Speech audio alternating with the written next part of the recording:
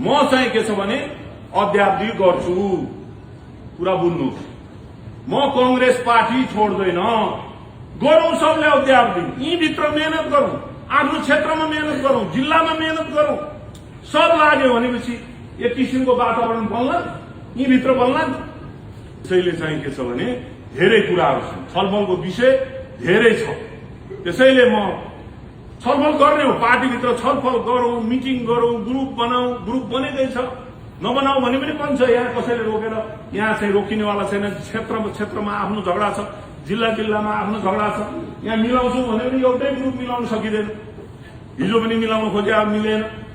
तर अध्यावधि नगर्ने, पार्टी फुटाउने भनेको सिलेन्डर गर्ने मान्छेले गर्ने कुरा हो। सिलेन्डर, म सिलेन्डर गर्ने मान्छे होइन।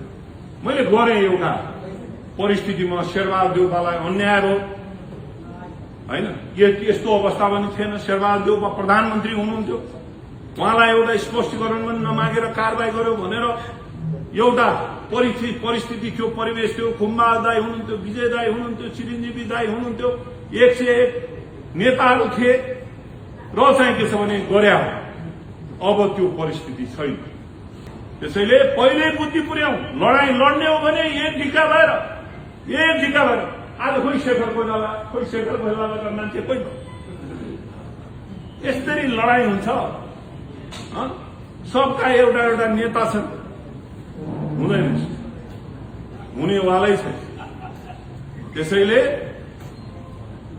मान्छे चाहिँ के छ भने तितर बितर हुने भनेको उनीहरूले जे चाहेका छन् त्यही कुरालाई चाहिँ के छ भने अगाडि बढाउने कुरा ठूला गरेर हुँदैन। देखाउनु पर्यो, देखाउँ, 15औं अधिवेशनमा देखाउँ, हैसियत देखाउँ, बनाऊ। त्यसैले चाहिँ के छ भने बुझाउने, पार्टीलाई बुझाउने होइन। यो कसैको बाउ बाजेको सम्पत्ति होइन। जीवन दिएका छौं यो पार्टीमा, यो हाम्रो लगानी छ जीवनको। यो लगानी भएको पार्टीलाई छोड्दिने, बुझाइदिने। लखाऊ गरी खाऊ भनेर खाइसके, खोसेर लगिसक्यो, अब गरी खाऊ भनेर छोडिदिने काम चाहिँ गर्नु हुँदैन भन्ने मेरो दृष्टिकोण हो, मेरो धारणा हो।